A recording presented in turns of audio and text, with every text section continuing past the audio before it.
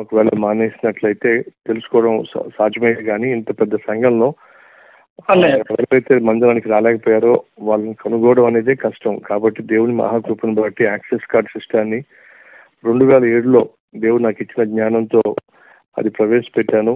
దానివల్ల ఎవరైతే మందిరానికి రాలేకపోతున్నారో వారిని కనుగొనడమే కాకుండా వాళ్ళకి ఉన్న సమస్యలు ఏంటో తెలుసుకుని వారి కోసం ప్రార్థన చేసి వారిని దేవుని మందిరానికి నడిపించాల్సిన బాధ్యత కలిగిన కాపరిగా నా ప్రయత్నం నేను చేస్తున్నానమ్మా. ఇప్పుడు ఆ డాడీకి అన్నకి ఇప్పుడు పర్వాలేదమ్మా, బాగుందమ్మా? అన్నయ్యకి బాగుంది అన్నయ్య. డాడీకి కూడా డాక్టర్లో చేతులు ఎత్తేసిన దేవుడు స్వస్థపరిచింది అన్నయ్య. నేను ఇది చాలా మెరక్. అందులో నేను లైఫ్ లో మీతో మాట్లాడతానని నేను అనుకోలేదు అన్నయ్య. నాకు దేవుడు మాట్లాడుతుంది, నాకు చాలా సంతోషంగా అన్నయ్య. నాకు చాలా హ్యాపీగా ఉంది. నాకు ఇన్ని సమస్యలు ఉన్నప్పుడు నాకు ఎప్పుడు ఎవరో నా బంధువులు కానీ ఏది కానీ ఆపరేషన్ ఎవరో చేయలేదన్నయ్య. మన సంఘం తరఫు నుంచి చాలా సార్లు ఫోన్ చేసి నేను ఒకసారి కట్ చేసేవాడిని. ఆ టెన్షన్లో ఉన్నాను కూడా దేవుడు ఇంతగానో ఆదరించే సంఘం దొరకటం నేను చాలా అదృష్టవంతులు అన్నయ్య. నేను ఇంకా విశ్వాసంగా బలంగా ఇంకా ఎదగటానికి దాని గురించి నాకు ప్రార్థన చేయండి అన్నయ్య. మాట్లాడినందుకు నాకు చాలా అన్నయ్య. ఈ రోజు నా జీవితంలో మర్చిపోలేను అన్నయ్య. నాగేంద్ర నీ కోసం ప్రార్థన చేస్తానమ్మా. అలాగే రేపు మన కల్వతింపులో జరిగే ఆరాధనలో తప్పక పాలు పంచుకోమ్మా. తప్పకుండా అన్నయ్య.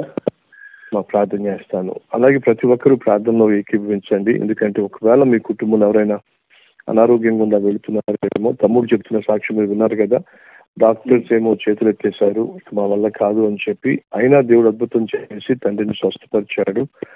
ఒకవేళ మీరు ఎవరైనా ఉన్నటువంటి అనారోగ్యాన్ని బట్టి నిరుత్సాహపడుతున్నారేమో, డాక్టర్స్ చెప్పిన మాట కావచ్చు, వచ్చిన రిపోర్ట్స్ కావచ్చు, ఎంతో కొంత మిమ్మల్ని శారీరకంగా కృంగదీసినయేమో, స్వస్థపరచు దేవుడు మన దేవుడు కనుక ధైర్యంగా ఉండండి. అలాగే రేపటి దినాన మీరు మందిరానికి వచ్చినప్పుడు మీకోసం మన సంఘం అంతా కలిసి ప్రార్థన చేయబోతుంది. ఒకరి కోసం సంఘం అంతా కలిసి సుమారు 1,00,000 మంది ప్రార్థన చేయడం ఇది భారతదేశంలోనే అది మొట్టమొదటిసారిగా మన కలవటింపులో జరుగుతుంది. కాబట్టి సమస్య ఏదైనప్పటికీ రండి, అందరం కలిసి మనం ప్రార్థన చేద్దాం. దేవుడు ఖచ్చితంగా మన జీవితంలో ఉన్న ప్రతి సమస్యకు పరిష్కారాన్ని ఇస్తాడు. ప్రార్థన. పరిశుద్ధుడైన తండ్రి, మా తమ్ముడు నాగేందర్ నాయన మరి మందిరానికి రావాలని ఆశ ఉన్నప్పటికీ ఉన్నటువంటి కుటుంబ సమస్యలు అలాగే అనారోగ్యాలు వీటి మధ్య ఎంతో నలిగిపోయాడు. కానీ నీ మహాకరికరముతో తండ్రిని స్వస్థపరిచినందుకు వందనాలు, అన్నయ్యను కనికరించినందుకు స్తోత్రాలు. ఈ సమయంలో ఎవరెవరైతే ప్రభు ఈ ప్రార్థనలో ఏకీభవిస్తున్నారో నాయన ప్రతి ఒక్కరిని మీరు వారి యొక్క శారీరక బలహీనతలో దర్శించండి నాయన. మందిరానికి రావాలని ఆశ ఉంది కానీ శరీరం సహకరించక లేదా కుటుంబంలో తండ్రికో తల్లికో భార్యకో భర్తకో బిడ్డలకో బాగోక మీ మందిరానికి రాలేక నాయన అల్లాడిపోతున్నటువంటి బిడ్డల పట్ల కనికరం చూచి నాయన కుటుంబ సభ్యుని ముట్టి స్వస్థపరచండి ప్రభువా. పరిశుద్ధుడా, మీరే అసాధ్యాలను సాధ్యపరిచి చక్కని ఆరోగ్యాన్ని ఇచ్చి మీ నామాన్ని మహిమపరచుకోండి. ఒకవేళ మందిరానికి రావాలని ఆశ ఉన్నప్పటికీ ఆర్థిక ఇబ్బందులు ఏమో, సరైన ఉద్యోగం లేక బాధపడుతున్నారేమో, అప్పులు పాలైపోయారేమో, దారి ఖర్చులు కూడా లేక ఇబ్బంది పడుతున్నారేమో, అలాంటి వారి పట్ల జాలిపడయ్యా, కనికరపడిన ఆయన అప్పు ఇచ్చేవారిగా చేస్తానన్నావు. కాబట్టి మీరే ఆయన ఆర్థిక ఇబ్బందులు గుండా వెళుతున్న మా ప్రియ సహోదరులను కనికరించి ఆర్థికంగా బలపరిచిన ఆయన వృత్తిలో కావచ్చు, ఉద్యోగంలో కావచ్చు, వ్యవసాయంలో కావచ్చు, వ్యాపారంలో కావచ్చు, వారు చేసేటటువంటి పనిలో నాయన రాబడి దయచేసి లాభాన్ని నీ సన్నిధికి వచ్చి నిన్ను స్తుతించే భాగ్యాన్ని ఇవ్వండి అయ్యా. నీ సన్నిధికి రాకుండా చేయటమే సైతాన్ యొక్క ఎత్తుగడ. ఎందుకంటే నీ సన్నిధిలో ఒక ఆశీర్వాదం ఉంది.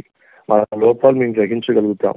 అంతేకాకుండా నీ వాక్యము ద్వారా మేము పరిశుద్ధపరచబడతాం. అలాగే నీ దీవెనలు మేము పొందుకుంటాం. కాబట్టి ఇదంతా తెలిసిన సైతాను ఏదో ఒక కారణాన్ని చూపించి నీ సన్నిధికి రాకుండా చేసి నీకు దూరం చేసి మా జీవితంలో నష్టాన్ని కష్టాన్ని తీసుకురావాలని వాని ఎత్తుగడకు మాలో ఏ ఒక్కరు లొంగకుండా రేపటి దినాన ప్రభువా నీ మాటకు, నీ చిత్తానికి, నీ వాక్యానికి లోబడి నీ సన్నిధిలో కనిపించి అందరం కలిసి ప్రార్థన చేయడం ద్వారా ఒకవైపు మా జీవితాల్లో మీ ఆశ్చర్యకార్యాలు స్వతంత్రించుకోవాలి, నీ వాక్యం ద్వారా మా ఆత్మ జీవితాలు బలపరుచుకొని వాక్యానుసారంగా జీవించి మరెన్నో దీవెనలు పొందుకునేలాగున ప్రతి ఒక్కరిని నాయన సిద్ధపరచండి. భర్త వల్ల కావచ్చు, భార్య వల్ల కావచ్చు, లేక నాయన తల్లిదండ్రుల వల్ల, బిడ్డల వల్ల నీ మందిరానికి రావాలన్న ఆటంకపరచబడుతున్న వారిని కూడా కనికరించి ఆయన కుటుంబముగా నీ సన్నిధికి వచ్చి ఆరాధించే భాగ్యాన్ని ఇవ్వండి. ఎందుకంటే కుటుంబంగా నిన్ను ఆరాధించడం నీ యొక్క చిత్తం నాయన. కాబట్టి నీ చిత్తానుసారమైనటువంటి కుటుంబంగా ప్రతి ఒక్కరూ వచ్చి నిన్ను ఆరాధించే భాగ్యాన్ని ఇవ్వండి. గడిచిన నెల ఏ కారణం చేత మందిరానికి రాలేకపోయినా కనీసం ఈ నెలలోనైనా నీ మందిరానికి వచ్చి ప్రభువా జీవము కలిగి నిన్ను ఆరాధించడానికి సహాయం చేయండి. ప్రతి క్రైస్తవునికి ఉన్న విధిలో ఒకటి ప్రతి ఆదివారం నీ మందిరానికి వచ్చి నిన్ను ఆరాధించటం. కాబట్టి నీ వాక్యానికి నీవిచ్చినటువంటి నిబంధనకు కట్టుబడి నాయన ఈ ప్రార్థనలో ఏకీభవించే ప్రతి ఒక్కరూ రేపటి దినాన నాయన నీ సన్నిధిలో కనిపించులాగిన సహాయం చేయండి. వారికి అనుకూలమైనటువంటి ఆరాధన 6 గంటలు కావచ్చు, 9 గంటలు కావచ్చు, మధ్యాహ్నం 12 గంటలు కావచ్చు, 4:30 గంటలు కావచ్చు, 6 గంటలకు కావచ్చు. నాయన వచ్చి నీ సన్నిధిలో కనిపించి నిన్ను ఆరాధించి నీవు దాచిపెట్టిన ఆశీర్వాదాలు స్వతంత్రించుకొని రాబోయే వారమంతా ప్రభు నీ సన్నిధిలో వర్ధిల్లులాగున సహాయం చేయండి. మరి ఎవరైనా ప్రభు చిన్న బిడ్డలు ఉన్నట్లయితే ఆ బిడ్డలను కనికరించు. చదువుకుంటున్న బిడ్డలకు జ్ఞానాన్ని ఇవ్వు నాయన. ఉద్యోగ ప్రయత్నం చేసే బిడ్డలకు చక్కని ఉద్యోగాన్ని దయచేయండి ప్రభువా. గర్భ ఫలము లేని దంపతుల పట్ల అద్భుతం చేసి ఫలమును అనుగ్రహించాల్సిందిగా కోరుతున్నాను. ఈరోజు ఈ ప్రార్థనలో ఏకీభవిస్తున్న ప్రతి ఒక్కరూ నాయన నీ సన్నిధిలో రేపటి దినాన కనిపించి నిన్ను ఆరాధించటానికి, నిన్ను సేవించటానికి, ప్రార్థించటానికి, స్తుతించటానికి, వాక్యం ధ్యానించటానికి సమయానికే ప్రభువా నీ బిడ్డలు నడిపించమని సైతాను యొక్క ఆటంకాలన్నిటినీ లయపరిచి నీ సన్నిధిలో కనిపించే భాగ్యాన్ని ఇవ్వమని యేసు నామం పేరట వేడుకుంటున్నాం తండ్రి. ఆమేన్. ఈ సహోదరి సహోదరులు మరొకసారి జ్ఞాపకం చేస్తున్నాను, మీ కాపరిగా మీ పట్ల నాకున్న బాధ్యత. ఎవరైతే మందిరానికి ఏ కారణం చేతనైనా రాలేకపోయినట్లయితే వారిని ప్రేమతో పలకరించి వారి కోసం ప్రార్థన చేయడం అది నా బాధ్యత. గమనించండి, చిన్న సంఘంలో కూడా ఎవరైనా ఒక ఫ్యామిలీ రాకపోతే కనుగోవడం కష్టం. కానీ ఇంత పెద్ద సంఘంలో ఎవరైనా ఒక ఆదివారం రాకపోయినట్లయితే దేవుడు నాకు ఇచ్చినటువంటి జ్ఞానాన్ని బట్టి యాక్సెస్ కార్డ్ సిస్టాన్ని ఏర్పాటు చేయటం, ఫలితంగా ఎవరైతే మందిరానికి రాలేకపోయారో వారిని కనుగొని వారికి ప్రార్థన చేసి వారిని ప్రేమతో ఆహ్వానించడం మన కల్వరి టెంపుల్ యొక్క ప్రత్యేకత.